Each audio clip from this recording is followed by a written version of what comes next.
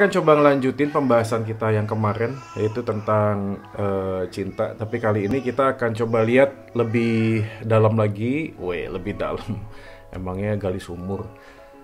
Kita akan cerita tentang ini sekarang, tentang bucin. Bucin. Nah, siapa teman-teman sekalian hari ini yang bucin ya? Mungkin bisa langsung angkat tangan. Setelah itu angkat tangan, angkat hati. Supaya hati lu penuh dengan cinta. Jatuh cinta tuh bener gak sih? Jatuh cinta apa bangkit dari cinta ya? Ya anyway, apapun lah ya. Nah, hari ini kita akan coba memahami tentang bucin. Gua nggak tahu berapa banyak dari kita juga yang hari ini bergumul dengan bucin. Nah, kalau ngomong tentang bucin ya guys ya, rasanya kalau kita bicara tentang kayak minggu lalu ya, yaitu tentang pengetahuan, ngerti tentang apa itu cinta, harusnya bucin tuh sebuah bentuk ekspresi atau ungkapan cinta yang kemudian dieksekusinya tuh terlalu berlebihan, makanya dikatakan budak cinta. Jadi biasanya gambarnya jadi apa sih? Jadi posesif, atau mungkin jadi nggak bisa konsentrasi. Ya pokoknya bucin lah. Rasanya nggak ada dia tuh, gue kayaknya kehilangan jiwa gue kayaknya mati aja gitu. Jadi tapi apakah benar ya sebenarnya bucin tuh? Kalau kita ngomong, kalau gue Kristen ya misalnya ya, di Alkitab tuh sebenarnya ada nggak sih konteks atau pelajaran tentang kayak bucin-bucin gini? Sebenarnya kalau gue mau ngomong, Raja Salomo ya dulu tuh, Raja Salomo tuh seorang raja yang mungkin bisa masuk kategori bucin.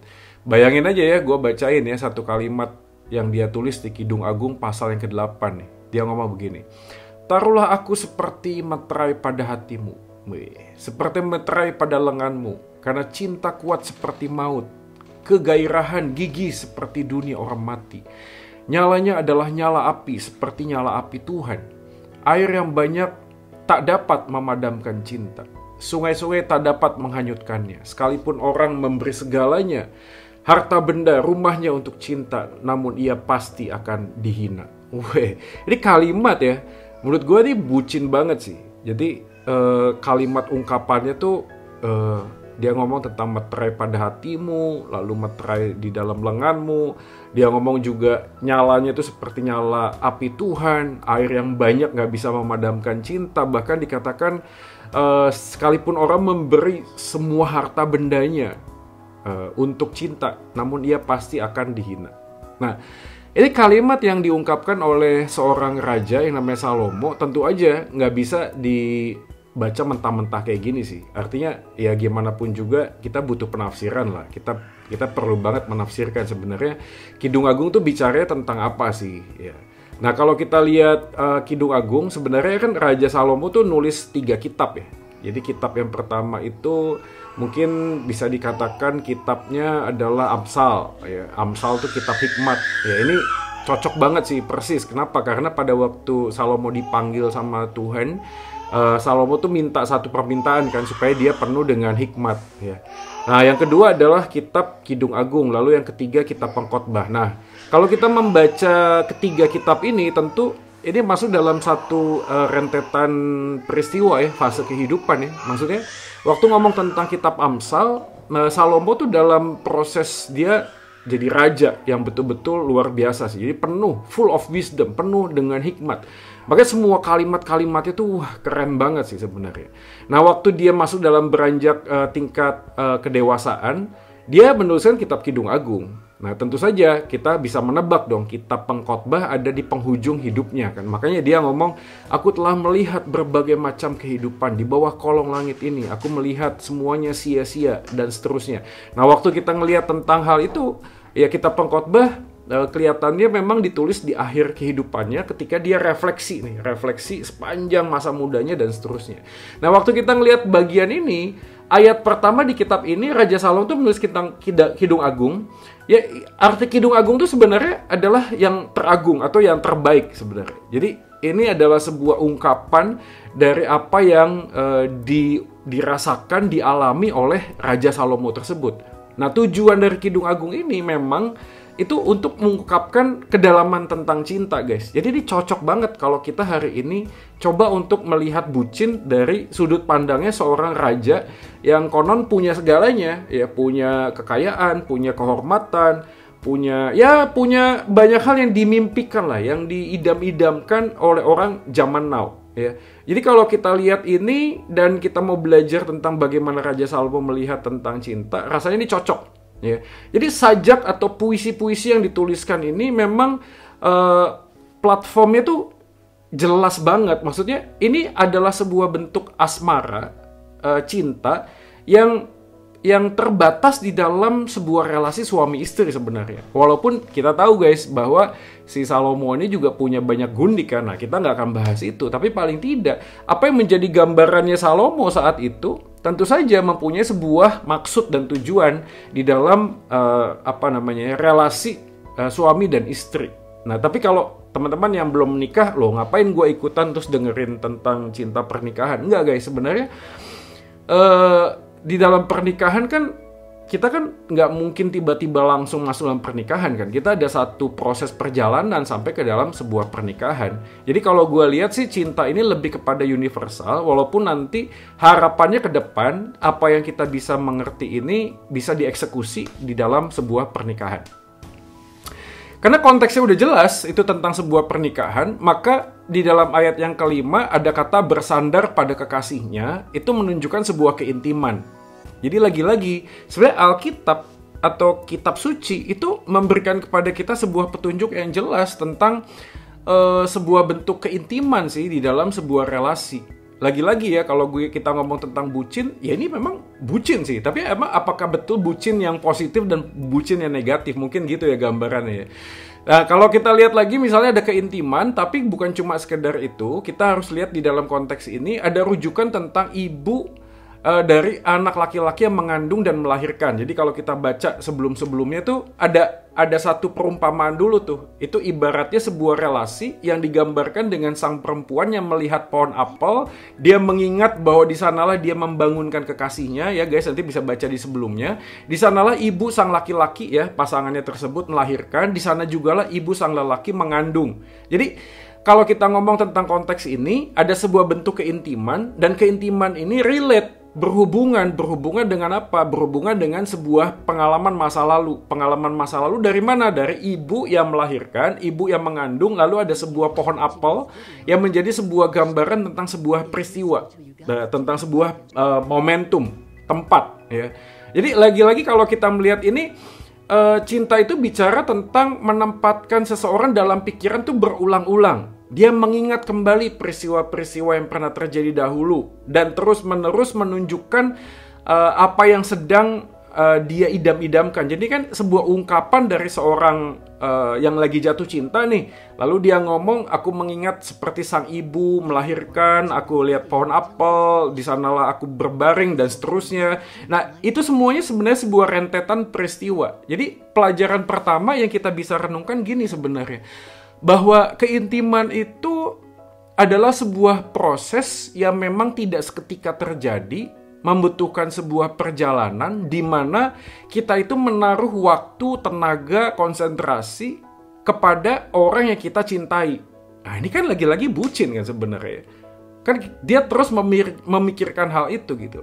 Tapi jangan lupa, guys, bahwa waktu dia ngomong tentang pengalaman di dalam masa lalu, tentu saja pengalaman masa lalu atau kenangan atau mengingat tentang apa yang terjadi di masa lalu itu kan nggak semuanya manis gitu loh, ya.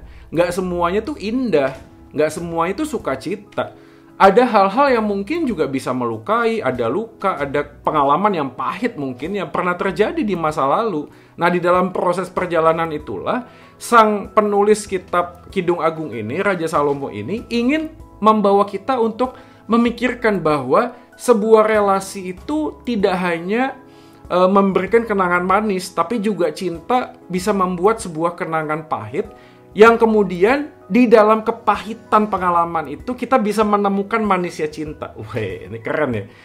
Di dalam pahitnya pengalaman kehidupan bersama dengan orang yang kita cintai, kita justru bisa mengingat atau mengenang bagaimana manisnya cinta. Guys, pernah ingat gak sih? ada quote yang ngomong begini ya, kadang-kadang kita lupa bersyukur terhadap sesuatu yang ada di dalam hidup kita, dan kita hanya bisa mengingatnya ketika apa yang ada itu diambil daripada kita. Ini kalimat bagus nih. Kita bisa bersyukur terhadap apa yang kita miliki justru ketika apa yang kita miliki itu tidak lagi ada bersama dengan kita. Artinya gini, banyak orang tuh lupa mensyukuri, lupa mengucap syukur untuk beberapa hal yang penting di dalam hidup, dan dia ingat itu bisa mengucap syukur itu waktu dia nggak ada gitu loh. Ngerti gak sih? Karena kan pasangan ya misalnya, dia pernikahan lah, ngomongnya pernikahan. Pernikahan kan nggak semuanya manis ya, ada hal yang pahit misalnya. Ya contoh kata lah, misalnya ada hal yang menjengkelkan, katakanlah apa ya suka kentut sembarangan misalnya ya, baunya minta ampun, atau dikasih tahu untuk naruh barang lupa terus. Itu kan hal yang menjengkelkan ya. Tetapi waktu kita tahu pasangan kita itu pergi atau lagi kemana gitu ya, kita bisa merindukan hal tersebut. Padahal waktu kita menjalani hal itu tuh menjengkelkan gitu loh. Aduh, males banget gitu loh. Ya, ada beberapa orang tua yang hari ini kehilangan pasangannya tuh ngomong begini, saya kangen deh, kangen apa? Kangen berantem sama suami saya, kangen berantem sama istri saya. Nah, waktu dia ada, hal berantem itu kan menyakitkan ya, melukai. Tapi begitu orang itu nggak ada, dia baru mulai menyadari bahwa sebenarnya pertikaian itu juga memberikan kenangan yang manis guys sebenarnya. Nah, dalam bagian inilah teman-teman sekalian, kita harus sadar bahwa kalau relasi atau keintiman itu tidak hanya meninggalkan kenangan yang manis, tapi juga kenangan yang pahit, maka dalam perspektif yang benar, sebuah pengalaman hidup yang pahit pun sebenarnya bisa memberikan sebuah dampak kebahagiaan. Makanya guys, kita harus bisa pahami ya perbedaan antara kesenangan dan kebahagiaan. Kesenangan tuh bentuknya sementara. Kesenangan tuh bentuknya punya waktu, time limit. Tapi kebahagiaan tuh harusnya bentuknya kekal. Kebahagiaan tuh bentuknya bukan tergantung dari situasi, tapi dari gimana kita memahami siapa diri kita. Nah, kalau kita ngomong di dalam konteks kekristenan, ya kita sadar dong bahwa kebahagiaannya sejati itu ketika kita tahu bahwa Tuhan mencintai kita pada saat kita jatuh dalam dosa, pada saat kita tidak punya sesuatu yang bisa kita andalkan atau sesuatu yang kita bisa banggakan, tapi Tuhan tetap mengasihi kita. Nah, sebuah identitas, sebuah keyakinan dan kepastian bahwa kita punya Tuhan yang mencintai kita apa adanya, itulah yang membuat kita tuh punya kemampuan untuk fulfill our heart gitu loh. Hati kita tuh bisa penuh, hati kita tuh bisa utuh. Nah, dalam keutuhan hati kita ini, kita bisa belajar untuk melihat sebuah pertikaian, sebuah relasi yang misalnya konflik gitu ya, itu dalam hal yang positif. Menurut gue sih gitu ya. Karena waktu kita ngomong tentang konteks bagian ini, kita bisa ngambil sebuah kesimpulan sederhananya gini, Tuhan memang tidak memberi yang sempurna, pasangan yang sempurna. Kenapa? Supaya kita bisa belajar untuk terus-menerus disempurnakan. Ya. Tuhan kadang tidak memberi pasangan yang sempurna, supaya kita bisa belajar untuk menjadi orang yang senantiasa disempurnakan. Kalau kita tahu bahwa kita ini adalah pribadi yang lemah, penuh cacat, penuh ketidaksempurnaan, maka kehadiran pasangan di dalam konteks keintiman yang dekat itu membawa kita untuk semakin menjadi pribadi yang lebih baik. Dan is it amazing ya buat gue ya. Jadi kalau gue mau ngomong, bucin tuh dalam konteks tertentu dibutuhkan supaya kita bisa memahami bahwa jadi seorang yang bucin tuh bukan cuma sekedar mengumbar rasa ya, mengumbar kecemburuan, mengumbar keposesifan kita, bukan, tapi bucin lebih kepada sebuah proses memikirkan kenangan-kenangan yang manis, tapi juga kenangan yang pahit di dalam konteks cinta yang sejati. Sehingga kehadiran relasi kita tuh membuat kita semakin bertumbuh. Karena itu poinnya sih menurut gue ya. Karena percuma ya kita ngomong tentang cinta misalnya ya, lagi-lagi nggak ada yang pernah bisa menjamin bahwa sebuah relasi di mana keduanya itu adalah orang yang sempurna, ya tanda kutip ya, sempurna menurut kita waktu kita jatuh cinta, ya udah ganteng, baik, lalu rendah hati misalnya ya, terus rajin beribadah, kurang apa. Tapi kan gini loh, manusia tuh bisa berubah gitu loh. Kita nggak bisa memastikan bahwa pasangan kita tuh akan selalu ada dalam posisi yang sama. Bahkan nggak usah ngomong tentang apa ya, tentang kebenaran yang kita tahu lah ya. Kadang-kadang juga kan peristiwa dan situasi kan bisa menekan kita. Nah, waktu situasi menekan kita bisa tahu tuh gimana dia merespon, atau bagaimana pasangan kita tuh memanage kemarahan misalnya. Gimana pasangan kita bisa memanage moodnya, atau apa ya, ada orang yang kadang-kadang ada personality orang tuh yang, ya katakanlah kita ngomong temperamen lah ya, ada yang sanguin, yang meledak-ledak, kolerik gitu, ada juga yang melankolis ya. Kadang-kadang kita punya pasangan yang melankolis nih kan repot ya. Artinya repot tuh dia nggak bisa dengan gampang mengungkapkan isi hatinya. Tapi orang yang seperti ini bisa jadi memendam gitu loh, memendam sebuah pengalaman buruk, memendam sesuatu yang tidak menyenangkan, dan suatu kali bisa boom ya, seperti bom waktu. Tapi orang yang kolerik memang ada positifnya dia bisa langsung ngomong kalau dia nggak suka. Tapi masalahnya adalah kecenderungan orang yang seperti ini, waktu dia nggak bisa memanage emosinya, perkataannya tuh bisa sangat tajam, lalu bisa melukai hati sih ya, bisa mengganggu ya. Karena dia ceplas-ceplos kan, dia mudah sekali untuk mengatakan sesuatu. Jadi dari beberapa temperamen ini aja kita bisa memahami sih bahwa kadang waktu kita ngomong tentang bucin, ya kita juga harus mengevaluasi diri kita dan pasangan kita gitu loh. Nggak ada yang salah sih, karena seperti tadi firman Tuhan tadi ya, menurut gue keintiman itu membutuhkan sebuah proses untuk mengingat sebuah perjalanan, baik itu kenangan yang manis atau kenangan yang pahit, sehingga kita bisa melihat di dalam konteks cinta yang sejati. Jadi dibutuhkan sebuah kepedulian ya. Jadi nggak mungkin kalau ada orang yang kemudian mengatakan kalau dia cinta terus dia cuek gitu loh. Rasanya itu udah antitesis ya, udah nggak sinkron. Kalau misalnya dia itu cinta dan mengasihi, pasti dia akan meluangkan waktu. Ya paling nggak dia pasti akan memikirkan hal-hal yang terbaik untuk pasangannya. Dia akan terus mengambil sebuah langkah yang bukan karena disuruh, tapi dia karena kerinduan hatinya gitu loh. Nah, di dalam konteks relasi yang seperti itu, sekali lagi yang gue bilang, Tuhan kasih orang yang gak sempurna supaya kita tuh belajar menjadi orang yang semakin sempurna. Dengan cara apa? Itu tadi, besi menajamkan besi, sesama menajamkan sesamanya. Nah, ini poin yang pertama tentang bucin sih. Jadi kalau ngomong tentang bucin, tidak hanya sekedar rasa, tapi juga sebuah fakta kenyataan bahwa kita dipanggil untuk semakin berubah di dalam karakter kita, dan yang lebih pasti itu semakin mengasihi Tuhan ya, yang pasti ya. Nah, kita lanjutin. Yang kedua adalah ayat yang ke-6. Tadi kita udah baca. Taruhlah aku seperti meterai pada hatimu. Waduh, ini bagus ya, karena waktu ngomong tentang meterai pada hatimu, ini bicara tentang kepemilikan.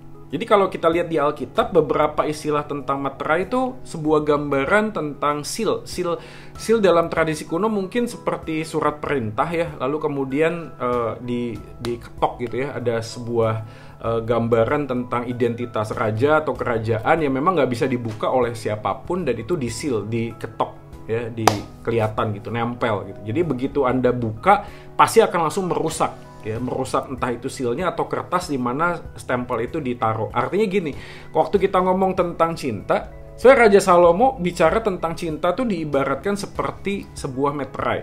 Dalam budaya kuno, meterai itu merujuk pada sebuah benda yang dipakai di leher yang diikat dengan tali. Kejadian pasal 38-18. Atau benda yang berfungsi seperti cincin yang dilingkarkan di jari tangan. Nah, kalau lihat dalam perspektif yang pertama tadi seperti kerajaan, tapi di bagian yang kedua ini seperti benda yang dipakai di leher, diikat di tali di leher itu ya, jadi bisa dibawa kemana-mana, atau seperti cincin di dalam tangan ya. Jadi kalau lihat dalam pendekatan budaya saat itu, secara umum istilah ini fungsinya adalah sama sih. Fungsinya adalah sebuah kepemilikan, sebuah bentuk di mana apa yang dipakai itu menunjukkan identitas siapa yang menggunakannya Ya.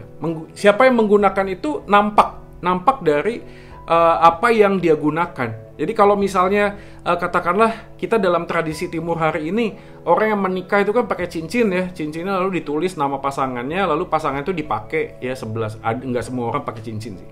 Tapi paling tidak simbolisasi tentang penggunaan cincin ini itu menunjukkan bahwa sebuah pernikahan adalah sesuatu yang sakral yang tidak bisa diganggu gugat dalam pernikahan ya.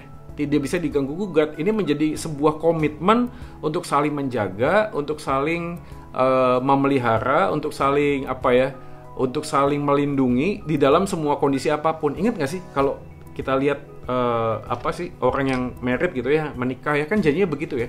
Baik suka maupun duka, baik sakit maupun sehat, aku akan tetap menjagamu dan seterusnya. Jadi dalam kondisi yang seperti ini, kalau lihat dari konteks bucin pada zaman sekarang ya, kepemilikan tuh keniscayaan sih. Kepemilikan tuh sesuatu yang pasti. Jadi kalau ada orang ngomong cinta tak harus memiliki, kita mungkin perlu memikirkan ulang ya pemahaman tentang cinta nggak harus memiliki, karena cinta itu memang harusnya memiliki. Kadang-kadang mungkin bedanya adalah gini, waktu ngomong cinta nggak harus memiliki tuh kita nggak memiliki raganya tapi memiliki hatinya. Cie. Dan merasa ya nggak apa-apa dia sama orang lain, tapi yang penting hatinya tuh sama gua.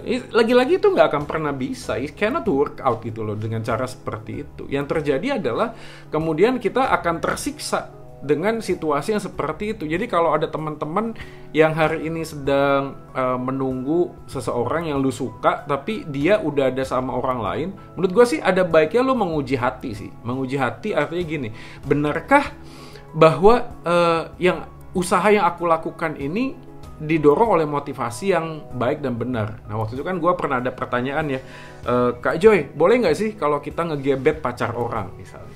Kan belum nikah ini ya.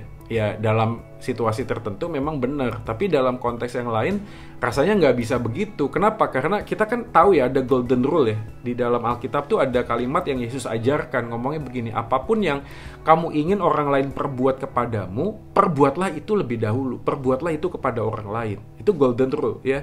Jadi di golden rule tuh Yesus mengajarkan kalau lu mau dihormati, ya lu hormati orang lain dulu dong, gitu loh. Kalau lu mau dikasihi, ya lu mengasihi orang lain dulu dong. Nah dalam bagian itulah gue ngelihat kalau orang sudah pacaran ya kita hormati lah, ya tuh. Dia kan punya komitmen. Ya tapi kan belum menikah Kak Jo, ya sudah tunggu dong, gitu loh. Jangan sampai juga kita di tikungan main tikung aja gitu loh, ya, main sabet aja ya. Itu tadi alasannya ya masih belum merit. Ini sebelum janur kuning melengkung lah, enggak lah. Menurut gua enggak sih.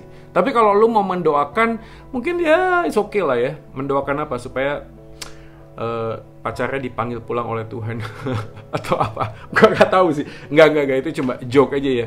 Gua nggak tahu sih. Tapi intinya ya kita harus bisa menghormati apa yang menjadi keputusan komitmen orang lain yang mungkin waktu itu lagi punya komitmen sama seseorang. Nah, gue gimana? Ya gue menguji hati lah. Gini loh, kalau memang Tuhan ngasih dia sebagai jodoh lu, ya nggak akan kemana sih. Maksudnya ya lu jalani kehidupan lu, tapi jangan sampai lu menggunakan banyak taktik dan strategi. Yaitu tadi bucin dalam perspektif negatif itu jadi gitu. Karena lu bucin banget, akhirnya lu menghalalkan segala macam cara untuk mendapatkan apa yang lu inginkan. Nah kenapa kok bisa begitu? Ini kan pertanyaannya. Karena memang hati lu nggak puas sama Tuhan. Hati lu tuh selalu merasa bahwa dia adalah satu-satunya orang yang bisa bikin lu bahagia. Yang lu bersama dengan dia tuh lu bakal bisa mengejar mimpi lu. Nah cara-cara berpikir seperti ini bisa membuat kita tuh mengambil alih tempatnya Tuhan gitu loh. Ya, jadi kita merasa kalau apa yang gua mau gua harus dapat. Ya, apa yang gua mau gua harus dapat, akhirnya menghalalkan segala macam cara. Akhirnya itu tadi terjebak dalam sebuah situasi di mana lu nggak bisa lagi move on dari perasaan-perasaan yang lu rasain waktu sama dia gitu loh. Gua nggak menampik ya, sekali lagi ya, gua nggak menampik bahwa ada perasaan jatuh cinta yang bisa membuat kita tuh sulit ya menguasai diri. Gue pernah cerita juga kok dulu waktu gue putus pacar juga ya butuh waktu lama banget gitu loh. Ya kalau diomongin ya benar maksudnya lu mau ngapain aja lu keingetan dia, lu nggak bisa kuliah, lu nggak bisa fokus. ya lo mau coba cari apa ya, mencari pelarian lah ya, lo ngapain kek, ntar dikit-dikit lo bisa nangis sendiri, lo bisa kayak mikirin dia gitu loh. Itu pasti banget gitu loh, itu manusiawi banget. Tapi hari ini karena gue udah ngejalanin itu, hari ini gue kasih tahu sama teman-teman, dalam perasaan-perasaan seperti itu, waktu lo mengalami itu, kita harus menguji hati tuh, lo percaya nggak sih bahwa Tuhan tuh tetap pegang kendali dalam hidup lo? Menurut gue itu poin yang penting sih. Kalau lo percaya bahwa Tuhan tuh bisa dipercaya, ya lo take it easy aja, lo bisa melewati. Maksudnya, kalau lu lagi patah hati ya lu berduka lah. Aduh, berduka, lu nangis, lu apa, boleh sih, tapi jangan lama-lama dong gitu loh. Kan show must go on gitu loh. Life must go on, harus jalan terus. Lu harus tahu kapan lu harus bangkit, lalu kemudian mengambil sebuah ketetapan hati untuk apa ya? Selalu ngomong sama diri lu gini loh. Tuhan pasti kasih lu yang terbaik. The best is yet to come. Yang terbaik tuh belum datang. Ya layak ditunggu. Maksud gue, sesuatu yang berharga layak diperjuangkan sih. Jadi ya sudah, tunggu lagi aja sampai nanti ada waktunya Tuhan tuh ngasih yang terbaik buat kita. Jadi selama masa-masa itulah kita belajar untuk apa ya, gue ngomong tuh menata hati kita dan melihat gini, di tengah pandemi seperti ini kan kita bisa belajar banyak hal ya, termasuk belajar tentang bahwa yang penting dalam hidup tuh nggak banyak ya, yang penting itu ya relasi salah satunya gitu loh. Kita ada orang yang hari ini kehilangan orang yang dicintai dan dikasihi ya, orang tua, sahabat ya. Gue berdoa supaya Tuhan menolong kita juga ya di situasi ini ya. Tapi dari pandemi ini kita bisa belajar bahwa sebenarnya kekokohan cinta itu perlu sebuah pengujian yang sangat dalam ya. Salah satunya adalah ya melalui seperti ini ya, disruptive ini ya, sebuah gangguan atau sebuah goncangan yang kuat yang kemudian kita bisa memikirkan ulang, sebenarnya gue ngapain sih ngelakuin ini gitu loh. Sebenarnya kayak kita ngomong tentang cinta hari ini, sebenarnya gue ngapain sih mencintai seseorang, ngapain sih gue mengejar orang lain mencintai gue, buat apa sih gue mengejar kebahagiaan, apa sih sebenarnya yang gue sedang cari gitu ya. Nah ini semuanya akan membuat kita sadar kalau bucin itu di dalam konteks tertentu bisa jadi justru menambah beban masalah kita tuh. Teman-teman ya, hari ini kudu LDR ya ini mah hese pisan ya, pasti susah banget ya LDR ya. Kita mungkin bisa jadi juga ini menjadi apa ya, momen kita memikirkan ulang bahwa kita nggak mungkin sih jadi kayak CCTV-nya pacar kita gitu loh, pengen lihat dia kegiatannya apa dan seterusnya. Yang kita butuhkan apa ya, kepercayaan sih ya. Selama lu percaya bahwa Tuhan dapat dipercaya, ya lu juga bisa percaya bahwa Tuhan bisa menjaga pasangan lu dimanapun gitu loh. Akhirnya waktu kita ngomong tentang bucin pun bisa dikuasai, bukan cuma sekedar sebuah perasaan, tapi sebuah bentuk proses yang gua tuh pengen belajar untuk apa ya, kayak Amsal 3 ayat 5-6, tau gak? Percayalah kepada Tuhan dengan segenap hatimu ya, akuilah dia dalam segala lakumu ya, maka dia akan meluruskan jalanmu. Gue agak bingung dengan bahasa Indonesia. Trust in the Lord with all of your heart and lean not, janganlah bersandar ya, lean not with your own understanding, janganlah bersandar pada pengertianmu sendiri, akuilah dia dalam segala lakumu, maka ia akan meluruskan jalanmu. Menurut gue ini momen di pandemi ini kita belajar untuk percaya dan mempercayakan. Nah itu penting ya, percaya dan mempercayakan pasangan kita, kehidupan relasi kita, pacar kita, istri atau suami kita. Anyway, gue nggak tahu, mungkin ada yang lagi terpisah juga, suami atau istri lo harus ada di luar kota, kepada Tuhan. Makanya Tuhan yang pasti akan menjaga mereka gitu loh. Sebagaimana halnya Tuhan menjaga hati gue sama hati lo hari ini menantikan dia, kita juga kudu yakin bahwa Tuhan juga pasti akan menjaga pasangan gue. Jadi sekali lagi ya, yang gue mau sharingkan sama teman-teman tuh gini, selama lu nggak ada di dalam Tuhan, bucin lu tuh pasti akan nggak bisa dikuasai ya. Sekali lagi, gue nggak ngomong bucin itu selalu salah gitu loh. Tapi kalau lu nggak bisa menguasai emosi lu, nggak bisa menguasai perasaan lu, nggak bisa menguasai perilaku lu, waktu lu bisa melihat kondisi pasangan lu, kita pasti akan betul-betul budak cinta gitu loh. Budak cinta tuh dalam konsep yang negatif. Maksudnya budak cinta tuh hanya sekedar karena gua merasa dia harus ada buat gue gitu loh. Dia harus kayak dia harus respect sama gue, dia harus ngelayani gue, dia harus setiap kali gue telepon dia harus ada gitu loh. Setiap kali gue tanya dia harus jawab, harus cepat. Ya kalau centang satu aja kita langsung mikir ada apa, ngapain. Kita langsung mikir itu negatif. Nah, itu bucin dalam konteks yang negatif. Tapi kalau bucin dalam konteks yang positif, menurut saya budak cintanya itu bukan karena dia membuat semua perasaannya itu diperbudak oleh cinta, tapi dia menguasai. Ya budak cintanya dalam konteks seperti si pengkhotbah tadi, si Raja Salomo tadi. Apa itu? Ya dia bisa mengungkapkan rasa cintanya dengan sepenuh hatinya, sekaligus juga dia bisa bersandar kepada Tuhan yang memegang kendali terhadap perjalanan proses kehidupan cintanya, baik itu yang manis maupun hal yang pahit sekalipun. Karena kalau kita nggak melihat dari perspektif itu, kita akan sangat sulit untuk bisa menjaga relasi kita. Justru yang terjadi adalah kita malah jadi bucin yang tadi itu ya, bucin yang kita diperbudak betul-betul sama orang tersebut, bukan sama cintanya, tapi sama orang tersebut, karena kita merasa bahwa tanpa dia kita nggak bisa survive, gitu sih ya. Jadi teman-teman, kalau hari ini kita bisa punya kesempatan untuk memikirkan tentang cinta di tengah pandemi, hari ini mungkin poinnya adalah gimana sih kita bisa menempatkan cinta itu dalam porsi atau tempat yang sebenarnya.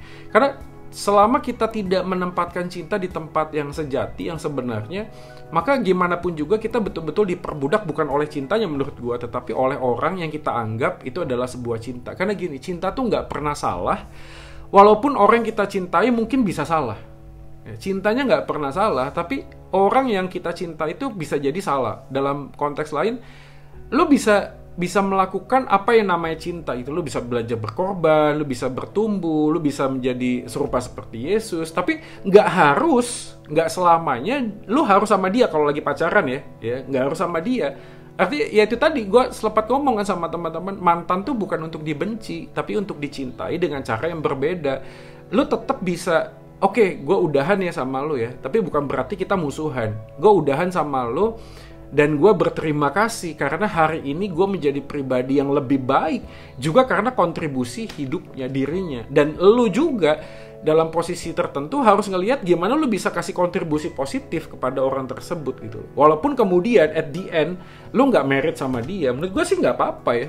Ya lagi-lagi ini kan ngomongnya enak, tapi by the way gue juga enak juga ngomongnya karena gue pernah melalui itu, pernah mengalami itu, dan hari ini gue bisa mengakui bahwa Tuhan sudah kasih istri yang terbaik buat gue dari semua pengalaman yang pernah gue lalui gitu loh. Nah kayak gue mau bagiin sama teman-teman sekalian apa ya, percaya deh Tuhan tuh nggak pernah salah lah ya.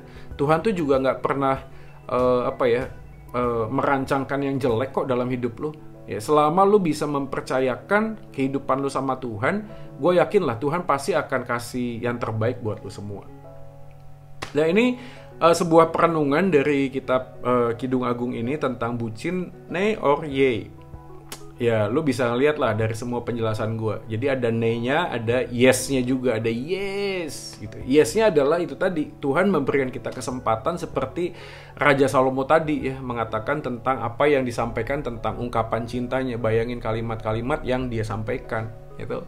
Cinta itu kuat seperti maut ya, kegairahan gigi seperti dunia orang mati, nyalanya adalah nyala api seperti nyala api Tuhan, air yang banyak nggak bisa memadamkan cinta, sungai tak dapat menghanyutkannya, sekalipun orang memberi segala harta benda rumahnya untuk cinta, namun ia pasti akan dihina. Ya ini gambaran seorang raja yang benar-benar bisa menjalani kehidupannya dan melihat bahwa seberapa banyak gundik dan istrinya pun dia nggak akan pernah bisa menemukan kebahagiaan sejati. Nah dari dialah kita bisa belajar. Kalau Raja Salomo aja udah ngalamin itu, kita jangan ikutin dong. Kita bisa belajar dari pengalaman Raja Salomo ini, dan kita bisa memilih untuk menjadi pribadi yang jauh lebih baik dan belajar untuk mencintai dan menempatkan cinta di tempat yang sebenarnya, supaya setiap kenangan yang manis maupun kenangan yang pahit sekalipun itu membentuk kita menjadi orang yang semakin hari semakin disempurnakan. Makanya janganlah minta orang yang sempurna, tapi mintalah orang yang sempurna di hadapan Tuhan. Bukan untuk kita kesempurnaannya, tapi di hadapan Tuhan, supaya orang tersebut bisa menolong kita menjadi orang yang semakin hari semakin disempurnakan. Nah, demikian guys, renungan ya renungan. Inilah ya sharing kita, refleksi kita hari ini. Teman-teman sekalian, kalau ada pertanyaan bisa leave komen ya, atau nggak tahu lah, terus ada polling atau apa gitu ya, teman-teman bisa membantu untuk menolong kita bersama menjadi lebih baik lah ke depannya ya. Oke, sampai di sini aja live kita pada hari ini. Semoga apa yang gue bagiin ini bisa jadi berkat buat lo semua, dan tetap sehat, jaga protokol kesehatan, dan sampai ketemu di dalam live kita di bulan Agustus ini. Tuhan Yesus memberkati. Gua pamit.